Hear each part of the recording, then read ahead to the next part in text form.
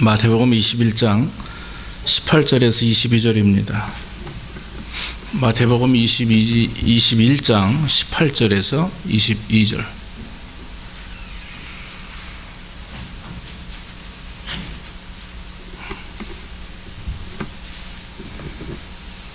(21장 18절에서 22절) 찾으신 줄 알고 봉독합니다.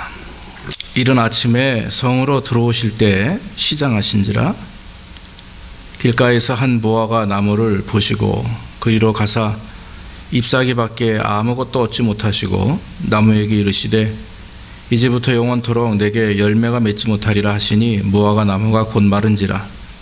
제자들이 보고 이상히 여겨 가로되 무화과 나무가 어찌하여 곧 말랐나이까. 예수께서 대답하여 가라사대 내가 진실로 너희에게 이르노니 만일 너희가 믿음이 있고 의심치 아니하면 이 무화과 나무에게 된 이런 일만 할 뿐 아니라 이 산더러 들려 바다에 던지우라 하여도 될 것이요 너희가 기도할 때 무엇이든지 믿고 구하는 것은 다 받으리라 하시니라. 아멘.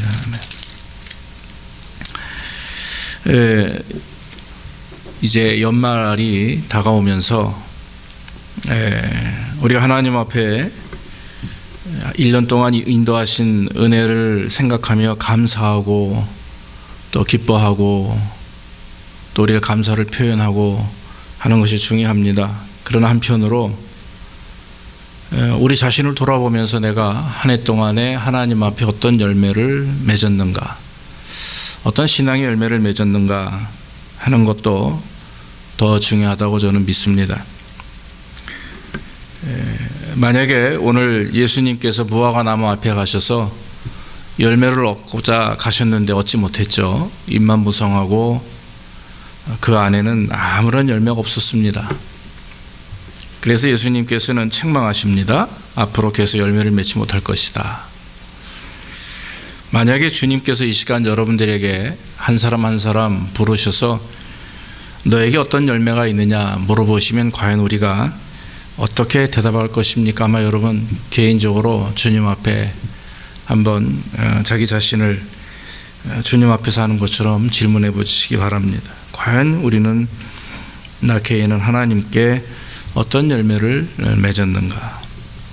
오늘 말씀을 들으면서 이 질문을 계속해서 우리 자신에게 던져보시기를 간절히 원합니다. 본문의 내용을 가만히 보면은 안식일 날 지난 월요일입니다. 고난주간 첫 월요일입니다. 예수님께서 예루살렘 성으로 다시 들어오시면서 길가에 무화과 나무를 보시죠. 아침이 조금 시장하신 것 같습니다. 그래서 예수님이 무화과 나무에게 가까이 갔습니다. 열매가 어디 있나 보니까 하나도 없는 거예요. 성경에 보면 잎이 무성하다 그랬습니다. 잎이 무성하다는 얘기는 무화과 나무는 말 그대로 꽃이 피는 나무가 아니고 그 무화과 열매를 맺는 나무이기 때문에 잎이 무성하다는 얘기는 그만큼 열매가 있다라고 하는 것과 마찬가지입니다. 봄가을로 2번 열리는 그런 그 무화과 열매가 잘 열렸어야 되는데 열리지 못한 겁니다. 사실 좀 이르다고 그랬어요. 아직 무화과 때가 아니다라고 마가복음에서는 말씀하고 있어요. 하지만 예수님께서는 겉으로 무성한 무화과 나무를 보시고 어느 누구도 그 무화과 나무에는 열매가 있을 것이다라고 생각할 만큼 아주 무성한 이파리를 가지고 있었습니다. 그런데 가보니까 열매가 하나도 없었다라고 하는 거죠. 이스라엘 백성들에게 있어서 무화과 나무는 굉장히 중요한 식량 중에 하나입니다. 무화과 열매 자체도 귀하고 여러분 이스라엘에 가보시면 아시겠지만 길거리에 상인들이 무화과 열매를 말려서 파는 경우가 굉장히 많습니다. 그래서 플라스틱 백 안에 이렇게 넣어가지고 뭐 한 5불, 10불 사이즈별로. 근데 저도 하나 먹어보니까 굉장히 맛있어요. 한마디로 뭐 꽃감 같은 맛입니다. 그런데 그것이 굉장히 그들에게는 귀한 식량 중에 하나였습니다. 높이는 뭐 한 5m까지 자란다고 그러죠. 무화과 나무가. 그런데 또 한 가지 이스라엘 사람들이 무화과 나무를 사랑하는 이유는 이 옆으로 8m에서 10m까지 넓어진다는 거죠. 높이 말고 또 옆으로도 무화과 나무가 뻗쳐서 그 밑에서 사람들이 교제를 나누기도 하고 무화과 열매를 따먹으면 같이 담소도 나눌 뿐만 아니라 교사들이 아이들을 데리고 거기서 성경을 율법을 가르치기도 하고 또 율법사들이나 바리새인들이 모여서 논쟁하기도 하고 뭐 한마디로 말하면 무화과 나무는 열매뿐만 아니라 그 나무 자체가 이스라엘 사람들에게 굉장히 큰 기쁨을 주는 그런 나무입니다. 예수님께서도 나다나엘을 만났을 때 요한복음 1장 48절에 보면 내가 너를 무화과 나무 밑에서 보았노라 그렇게 말씀을 하죠. 그처럼 이 무화과 나무는 이 성경의 시대에 굉장히 중요한 나무로 이렇게 역할을 하는 나무입니다. 그렇기 때문에 무화과 열매를 먹는 것은 굉장히 흔한 일이고 또 중요한 일이었습니다. 그런데 예수님께서 가셨는데 아무것도 맺지 못했다라고 하는 거죠.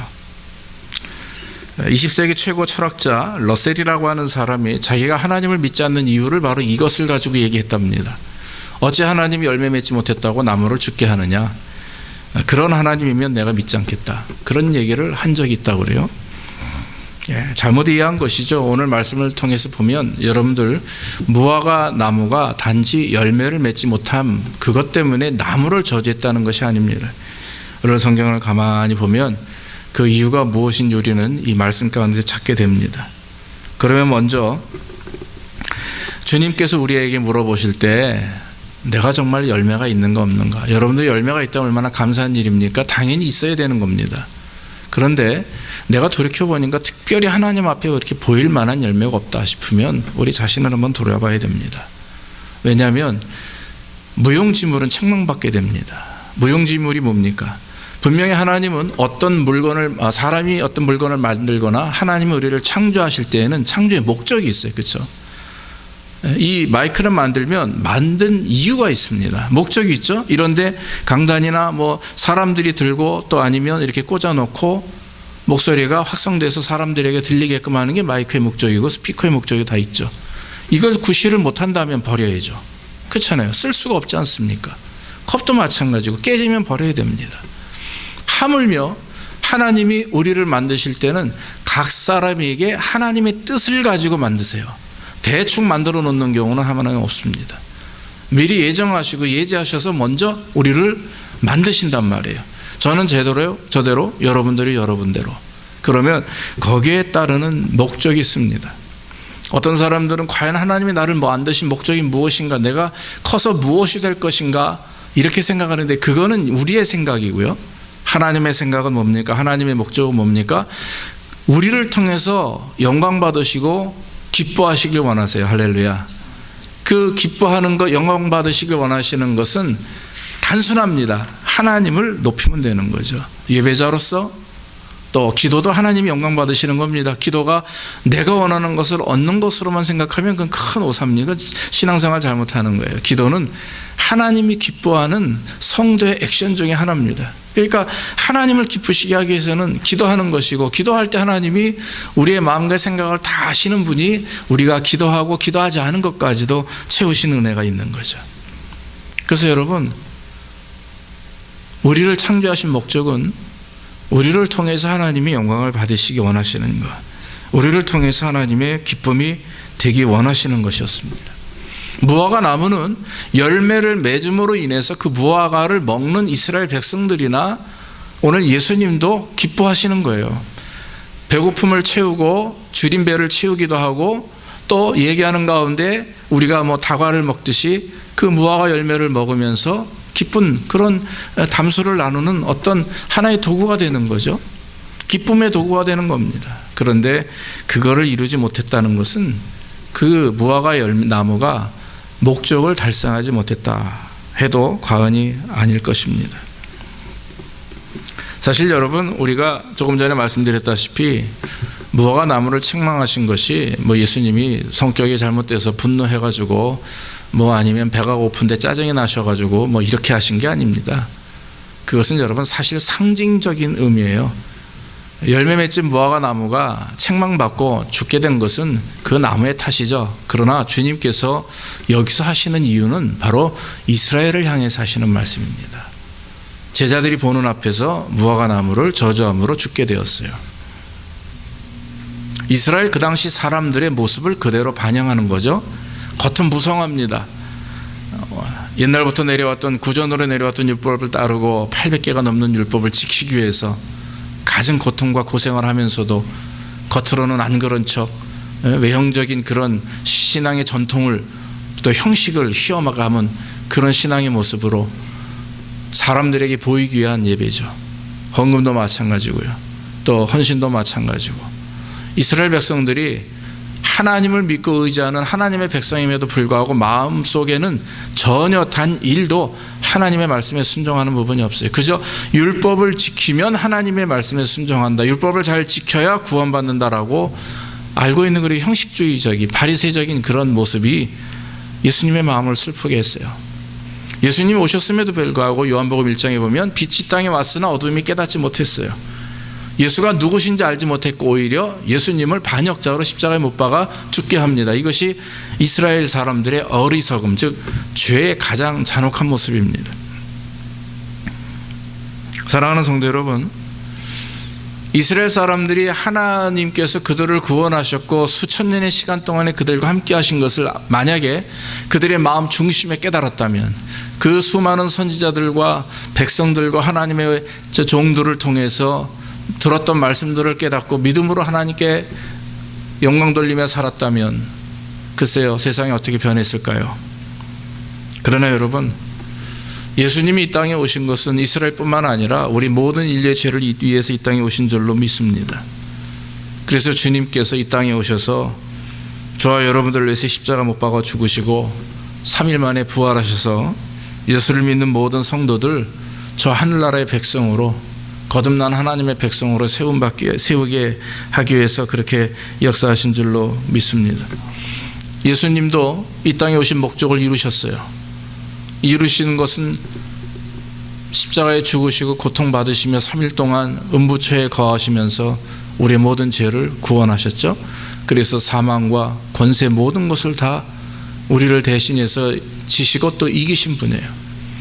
하물며 우리를 구원하셨고 우리를 창조하신 하나님이 지금 우리에게 목적이 있으신데도 불구하고 우리가 그 목적을 알지 못하고 그저 내가 이 땅에서 잘 살고 잘 먹기 위해서만 살고 신앙생활 자체가 교회 행위고 하나의 여러분 종교생활로 그친다면 우리는 무용지물입니다. 그것을 우리는 무용지물이라고 그래요. 하나님이 만드신 목적과 이유와는 전혀 상반되는 일이라고 하는 것입니다. 예전에 신학교 다닐 때 제가 깜짝 놀랐던 부분인데 예수님이 12제자가 저는 다 좋은 사람들인 줄 알았어요. 그런데 12제자 중에서도 1등 제자가 있고 2등 제자가 있고 있어서는 안 될 제자가 있더라고요. 1등 제자는 야고보와 베드로와 야고보와 요한이에요. 주로 이제 예수님이 같이 이렇게 예수님의 동행했던 사람입니다. 그 다음에 이제 중간에 한 7, 8명 있고 마지막 있어서는 안 될 제자가 있어요. 누구예요? 가룟 유다예요.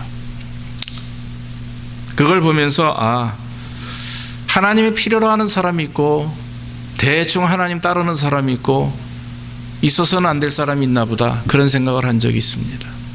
어떻게 보면 무서운 말씀이죠. 하나님의 창조하신 목적에 따라서 움직이는 사람이 있고 창조하신 목적과는 정반대 길로 가므로 결국 지옥 길로 가는 사람들이 많이 있다라고 하는 것을 알게 됩니다. 사랑하는 성도 여러분, 제가 믿는 것은 저와 여러분들은 하나님이 창조하셨고 구원하신 하나님의 백성인 줄로 믿습니다. 하나님의 백성이면 하나님의 백성답게 한 해를 돌아보면 내 삶 가운데 2018년도에는 과연 하나님께 어떤 열매를 맺었는가 돌아보시고 우리 함께 돌아보면서 부족한 부분들, 마음에 꺼리끼는 것이 있다면 회개하고 앞으로 남은 기간 동안 앞으로 우리의 미래에는 정말 매일마다 매달마다 매년마다 귀한 열매를 맺는 역사 있기를 주의 이름으로 축원합니다. 오늘 말씀을 보면 그래서 두 번째는 열매 없는 신앙이나 행함 없는 신앙 고백은 책망을 받게 된다라고 하는 거예요. 만드신 목적에 합당하지 않으면 무용지물이죠. 하나님을 믿는 하나님 앞에 영광 돌리는 우리의 삶 가운데 중요한 것이 신앙의 열매나 믿음의 행위가 없으면 그것은 책망을 받게 됩니다. 여러분, 구원받은 사람이 구원을 잃는다? 저는 그런 신학적인 배경을 갖고 있지는 않습니다. 여러분, 믿는 자가 구원받는다는 얘기는 입으로 주여 믿습니다, 세례받았다고가 아니에요. 실제적으로 하나님을 만났고 거듭나서 회개함으로 하나님의 사람이 됐을 때 구원받는 거지, 교회 왔다 갔다 해서 세례받았다고 해서 내가 집사받았다고 해서 구원받는 거 아니에요. 여러분, 우리가 열매를 맺어야 되는 목적은 하나님의 영광뿐만 아니라 우리의 삶 속에 신앙의 증거입니다. 우리가 야고보서에 대한 말씀을 잘 아시죠? 정경으로 들어가기 전에 야고보가 들어가지 못했어요. 사람들이 그 당시 상황으로 이거는 행위로 구원받는다라고 말하고 있는 거 아니냐 이렇게 생각을 했죠. 그러나 나중에 다 가만히 연구해 보니까 야고보서의 말씀은 행함으로 구원받는 게 아니라 믿는 자는 당연히 행함이 나타나야 된다, 믿음의 증거를 행위로 보여야 된다라고 얘기하는 것이었습니다. 얼마나 귀한 말씀인지 몰라요. 여러분, 우리가 하나님을 믿는다 하면, 거듭난 자로서 하나님의 백성이라 하면 삶 가운데 거듭난 자로서의 하나님의 백성으로서의 삶의 모습이 드러나야 되지 않겠습니까? 무화과 나무는 잎만 무성한 것이 아니라 열매를 맺어야 무화과 나무 역할을 하는 것입니다. 그런데 잎만 무성함으로 겉으로는 번지르르한데 속은 아무것도 없는 껍데기라면 그것은 잘못된 거죠. 그건 당연히 책망받을 만한 일입니다. 우리도 마찬가지입니다. 하나님의 자녀고 수십 년 신앙생활했고 하나님께 영광 돌린다고 예배하고 있는데 만약에 우리의 삶 가운데 우리가 하나님 앞에 온전한 열매가 없다면 우리는 다시금 돌아보며 책망을 받아야 되겠죠. 예수님께서 무화과 나무 앞에서 일부러 무화과 나무를 책망하십니다. 저주하셨다 이렇게 성경도 표현합니다. 제자들이 봤을 거예요. 속으로 뜨끔했겠죠. 아니, 왜 예수님이 저렇게까지 말씀하실까? 그것은 제자들뿐만 아니라 바로 모든 유대인들을 향해서 하나님이 외치는 그런 주님의 안타까운 심정이에요. 사랑하는 성도 여러분, 주님은 심판하시는, 또 저주하시고 책망하시기를 즐겨하는 분이 아닙니다. 우리 주님은 끝까지 참으시는 분인 줄로 믿습니다. 참고 참아서 한 사람이라도 더 구원받기를 원하시는 것이 하나님의 사랑이요 그리스도의 십자가의 구속의 이유입니다. 그렇기 때문에 저와 여러분들이 성경에도 보면 마태복음 7장 19절 이후에 보니까 열매 없는 나무는 찍어 불에 던지리라, 그 열매로 그들을 알지니 나더러 주여 주여 하는 자마다 천국에 다 들어가는 것이 아니라 다만 하늘에 계신 내 아버지 뜻대로 행하는 자라야 들어갈 수 있다, 이렇게 말씀을 했어요. 입으로 주님 주여 주여 찾는 자마다 한마디로 구원받는 게 아닙니다. 세상에는 주님을 찾는 사람들이 너무 많아요. 그러나 중요한 것은 주님의 뜻대로 살기 원하며 주의 말씀대로 행하는 사람은 적다라고 하는 거죠. 그렇기 때문에 우리가 정말 하나님 앞에 구원받은 백성으로 열매 맺는 백성이라면 여러분, 우리의 삶 가운데 확실한 증거와 믿음의 증거와 열매가 나타나야 되는 거죠. 가끔 보면 우리는요, 주일날 신자가 많아요. 평일 신자는 아닙니다. 주일은 교회에서 성도다운 모습으로 살아갑니다. 그러나 평일은 그렇지 않은 모습들이 참 우리 안에서 많이 찾아보게 됩니다. 그러나 여러분, 주일뿐만 아니라 평일도 말조심, 생각조심, 마음중심, 우리 행위를 조심하며 정말 하나님의 자녀로서 많은 사람들에게 빛과 소금 역할을 감당할 수 있도록, 그저 세상과 같이 묻어가면서 굴러가면서 세상이 가지고 있는 모든 흙먼지 다 뒤집어 써가면서 세상 사람인지 하나님의 사람인지 구별 안 되게 사는 게 아니라, 주일날은 경건하게 와서 반듯하게 서 있다고 해서 그 모습이 진정한 모습이 아니라 정말 속과 겉이 동일한, 주일 신자나 평일이나 주일이나 동일한 모습으로 하나님 앞에 서서 정말 무슨 열매를 맺든 주님이 기뻐하는 열매를 맺어가는 그런 우리의 삶이 되기를 주의 이름으로 축원합니다. 이 말씀을 보면서 성경에 열매에 대한 얘기가 얼마나 많이 나온 거 했더니 깜짝 놀랐어요. 여러분, 성령의 열매 생각나시죠? 갈라디아 5장 22절에 나온 9가지 열매 있죠? 열매입니다. 빛의 열매라는 게 있어요. 에베소서 5장 9절 이후에 보면 책망, 의로움, 진실함이라고 하는 빛의 열매가 있어요. 입술의 열매가 있습니다. 히브리서 13장 15절에 찬미의 제사로 입술의 열매를 드려요. 하나님을 찬양한 입술의 열매. 또 입술의 열매가 뭐가 있겠어요? 우리의 입술을 잘 관리하는 거예요. 저주하거나 분노하거나 책망하거나 손가락질하는 게 아니라 내 입이 조심하고 내 입을 잘 관리하고 정말 사람들에게, 가족들에게, 사랑하는 자녀들과 아내와 남편과 모든 사람들에게 입술을 잘 관리해야 되는 거예요. 그 입술의 열매죠. 정의의 열매가 있습니다. 아모스 6장 12절에 정의의 열매가 나옵니다. 누가복음 3장 8절에 보면 회개에 합당한 열매가 나옵니다. 세례 요한이 회개에 합당한 열매를 맺으라 했고 예수님도 동일한 말씀하셨어요. 거룩함에 이르는 열매가 있습니다. 로마서 6장 22절에 보면 죄에서 해방되어 하나님의 종이 되어 거룩함에 이르는 열매를 얻는다 그랬어요. 그리고 의와 평강의 열매가 있습니다. 사랑하는 성도 여러분, 그 외에도 성경에는 많은 열매들이 있습니다. 성도들이 맺어야 될 열매, 성도들이 주님과 하나가 되고 동행할 때에 내가 의도적으로 맺으려고 하지 않아도 포도나무이신 주님께 딱 붙어있는 가지는 당연히 열매를 맺게 돼 있어요. 가지에, 즉 포도나무 줄기에 붙어있지 않으면 떨어져서 주인이 와가지고 죽은 거기 때문에 이미 다 주워가지고 아궁에 불을 떼는 데 사용하지만 나무에 딱 그 붙어있는 가지는 풍성한 포도 열매를 맺습니다. 그와 마찬가지로 우리가 주님께 붙어 있으면, 주님과 연합하고 주님과 하나 되면 열매가 맺어지는 것입니다. 주님과 떨어져 있음에도 불구하고 내 어떤 행위나 생각이나 마음으로 열매를 맺고자 하면 그것은 될 수가 없는 일이죠. 그건 과학적으로도 될 수 없는 일이에요. 가지에서 떨어져 있는, 줄기에서 떨어져 있는 가지에 무슨 열매를 맺겠습니까?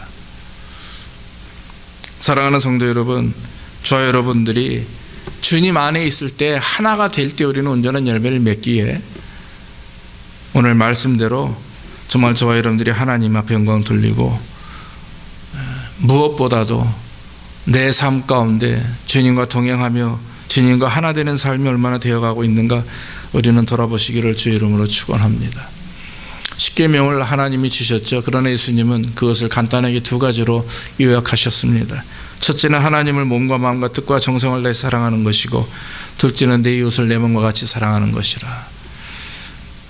이것이 바로 새 계명입니다.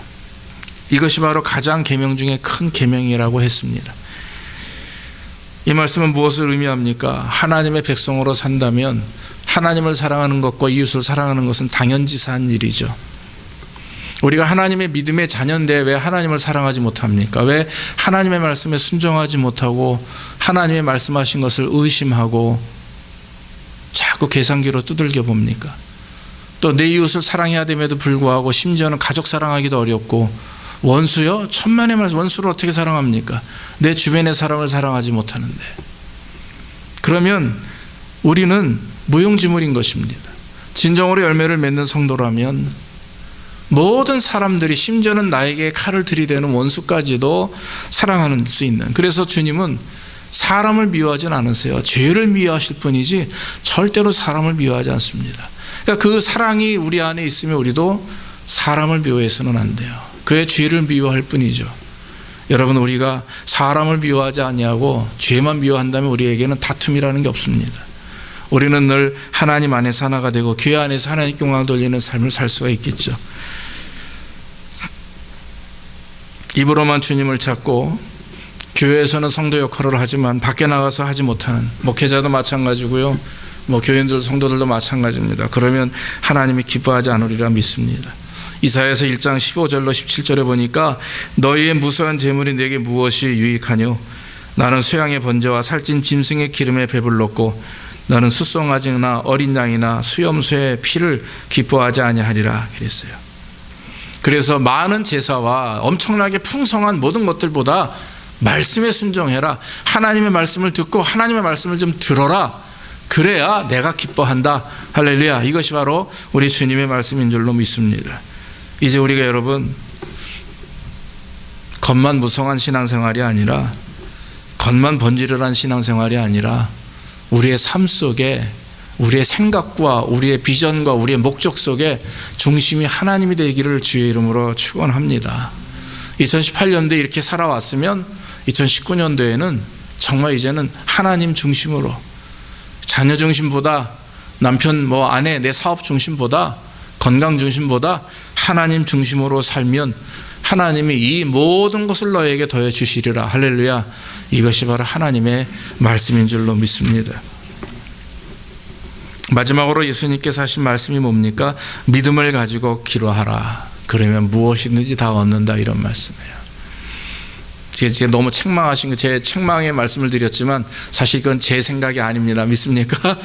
이건 하나님 우리에게 주신 거예요. 제가 일주일 고민하면서 감사할 조건이 너무 많은 거예요.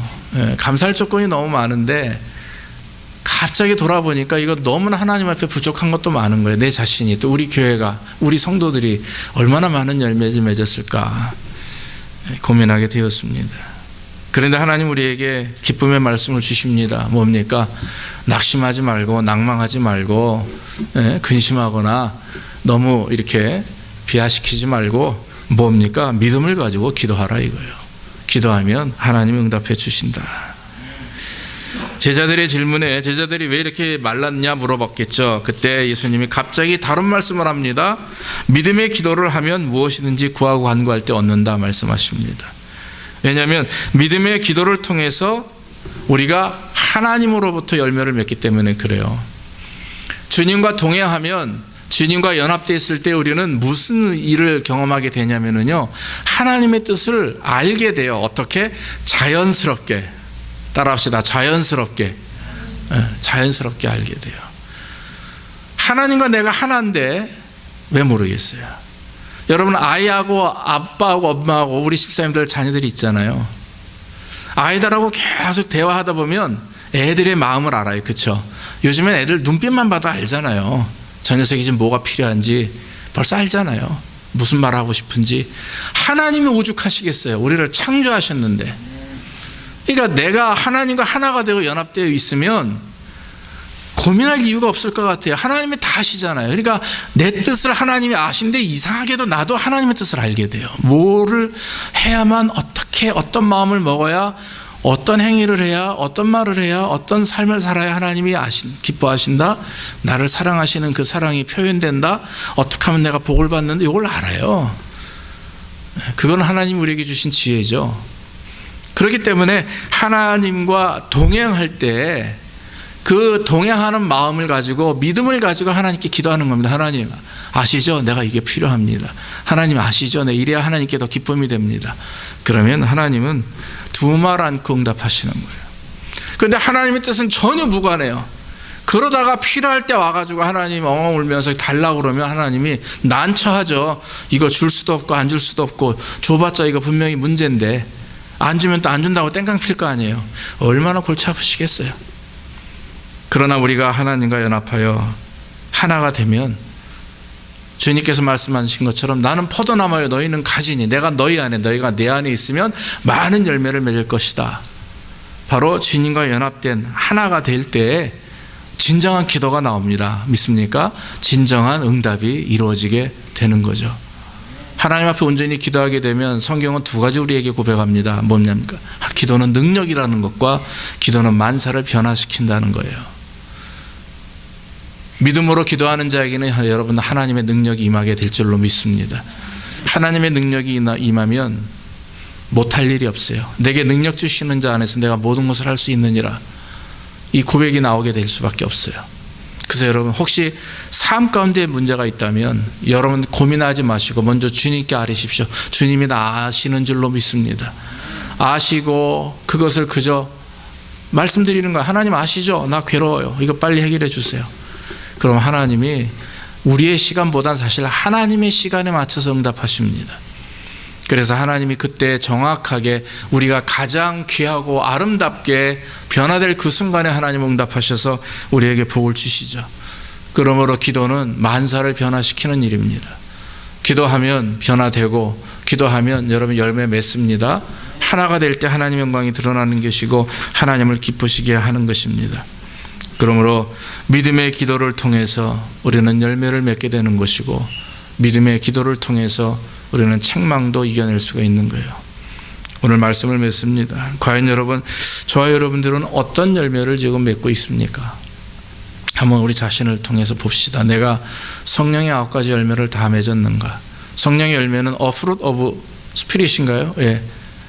하나 안에 열매라고 한 성령의 열매 안에는 9가지가 다 열리는 거예요. 누구는 사랑이, 누구는 희락, 누구는 화평이, 이게 아니라 성령 충만하면 여러분 다 갖게 되는 줄로 믿습니다. 빛의 열매, 정의 열매, 회개에 합당한 열매, 평강과 의의 열매, 모든 열매들 우리가 하나님 앞에 간구하고 또 우리 자신이 주님과 연합하여서 하나가 되고 그 연합된 가운데 하나님 앞에 믿음으로 기도하고 이런 신앙의 온전한 모습들, 거듭난 자의 삶을 살게 되면 여러분 주님께서 우리 모두에게 귀한 열매를 맺어 주실 줄로 믿습니다. 한 해를 돌아보며 혹시 부족한 부분이 있으면 다시 한번 회개하고 기도하는 가운데 앞으로 남은 우리 일생 계속해서 여러분들에게 하나님 주신 귀한 열매가 있기를 주의 이름으로 축원합니다. 기도하겠습니다. 아버지 하나님 감사합니다. 오늘도 말씀을 통해서 우리 자신을 돌아보게 하시고 우리가 하나님 한 해 동안 무슨 열매를 맺었는지 다시 한번 돌아보게 하시니 감사합니다.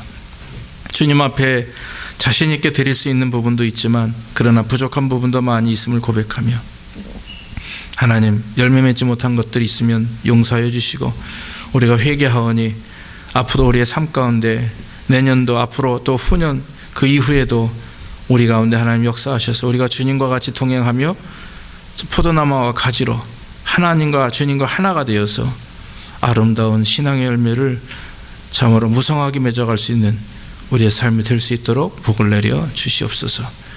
감사하고 예수님의 이름으로 기도하옵나이다. 아멘. 우리 찬송가 484장 찬양하시면서 예물 드리겠습니다.